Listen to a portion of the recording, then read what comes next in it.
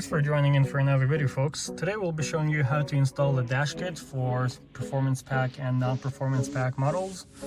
The dash kit will fit 2015 through 2021 models. As you can see, the main dash piece is one full piece, so there's no gaps or lines in the middle. It comes with the bottom passenger side piece, the main dash, and of course the two pieces over here.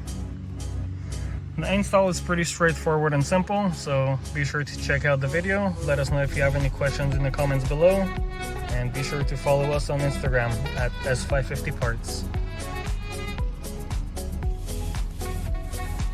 So first thing we're gonna do is unpack the 4-piece kit and just apply it as is on the dash, just to see how it sits without removing any of the backing tape.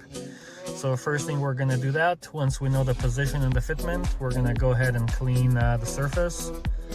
There's alcohol pads and adhesive promoter included in the kit. So we're gonna clean the surface all around. We'll start with the main piece and then work our way to the sides and the bottom as well.